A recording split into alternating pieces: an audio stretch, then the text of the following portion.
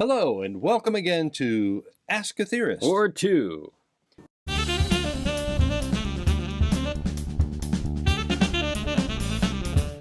Bobby from Vermont wants to know, why do some worship songs beg to be sung along with while others are very difficult to engage with? Why do we sing along sometimes? Sometimes.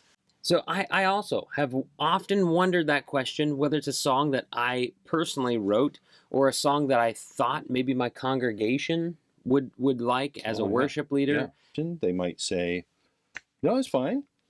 But they didn't participate with it. I think there are two ways that you can learn whether a congregation is going to engage with a song. One is you introduce it, and trial and error tells you. The second, which is perhaps more of a theory way, is what if we look at all of the songs from the past 300 years of Christian hymnody, all songs that were designed to be sung by the congregation, they were written for the congregation. We'll call them contemporary Christian songs. Because everything was contemporary. Everything used to be contemporary. Written. Yes. We have examined over 200 of these successful songs, and there appear to be some traits that appear regardless of the genre or era in which it was written. Across all of those song styles, there are 5 basic reasons we sing along. Okay. Are you ready? Here's number 1, pentatonic pitch sets. Oh, but you would have guessed that, right? Of course. Yeah. Amazing Grace happens to be exclusively a pentatonic tune, the tune of New Britain, if you will. I will. But primarily pentatonic pitches. So if we're looking for a good children's song, we're going to sing minor third, that's scale degree 5 and 3, 6, 5, 3, because it's easier to sing those. So if you're going to write a good children's song that's really going to last, write Jesus Loves Me, which is all pentatonic scale. That's correct. And if you want to make it an adult version, then you just throw in an occasional scale degree 7 or 4. And for the most part, people are able to sing along. Quality number 2 is they have to have a reasonably fast tempo range. By reasonably fast, I'm not saying the song is fast, but there is a natural speech declamation rate. Yes, right. Right? Like, if I start to talk too slow, I'm bored with that sentence right bored. there. Yeah. And so, one of those worship songs that it just takes a long time. There's like a lot of melismas. Like the song tempo might have been fast, but if the words move by too slow, people are bored with it. You found that there's a very specific tempo range, and I was intrigued by that because I do know, like, while we're singing sometimes, we sway, and there's only a certain speed with which we feel like we can do that. Left, right, left. I'm sort of doing this, and if it's going too fast, I can't. That's right.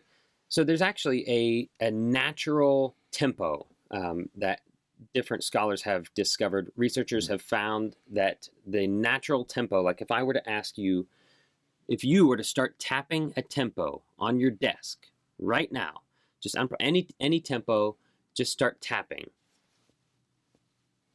Your tempo is going to end up somewhere between 80 and 100 beats per minute. So there's a natural spontaneous tempo that occurs all through nature, and if your song doesn't adhere to that, then people will not sing along. Isn't that amazing? The third quality is having a very straightforward rhythm.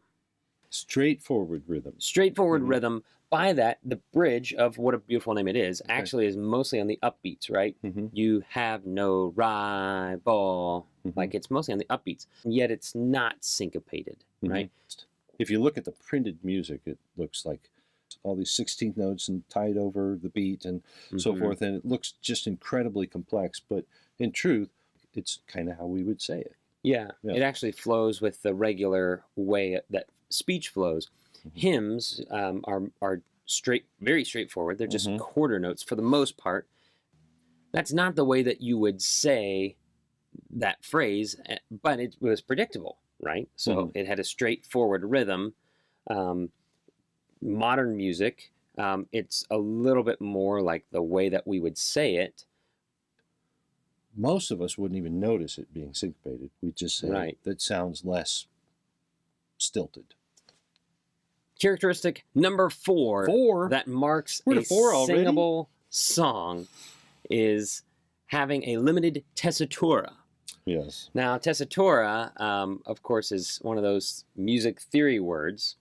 Not saying range, but saying like where it lives. Like for the most part, this song is between here and here. The limited tessitura, of course, is difficult when you're writing for an entire congregation because you're writing both for men and women. Basically, what you're doing is you're cutting off the extremes and you're bringing it all into the middle. Having surveyed hymns, gospel songs, and contemporary songs, the average range goes from D3 to D4. So an octave is the average range, and it's usually written from the D below middle C to the D above middle C. Ladies are typically going to sing that an octave higher, and then guys are going to sing it in that range. Magadizing.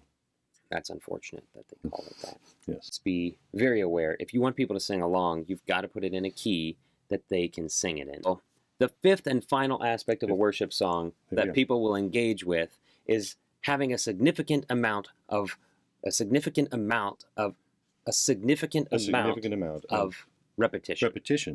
A significant amount of repetition. So significant amount of repetition looks different depending on which era you wrote it in. If you were writing a hymn in strophic form, you just write 4 verses and the tune goes by the same way. But each line of that tune might be A prime, B, A prime.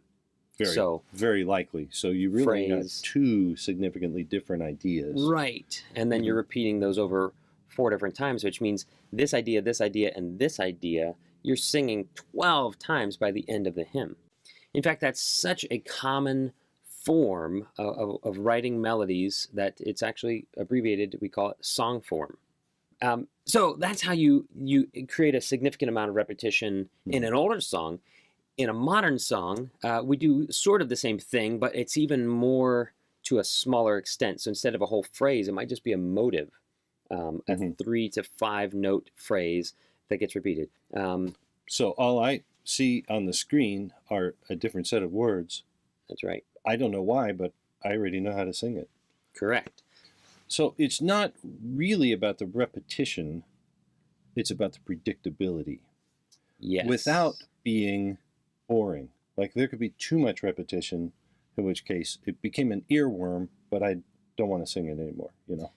Yeah, if we could sum up all 5 of these points, we'd say it all has to do with predictability. So the more that you can predict the way that the melody is going to unfold, the rhythm, the range, it fits into a set of norms which you have subconsciously created. And when the song adheres to those expectations, you end up being able to sing along, and that evokes a positive feeling. So that's why we sing along. Thank you, Wally from Walla Walla, Washington, for asking that question. If you have a question you'd like us to respond to, we really encourage you, go ahead and write that in the comments down below. And future video, we will address the questions that we think are actually interesting. We would love to talk about music theory, because that's what we do.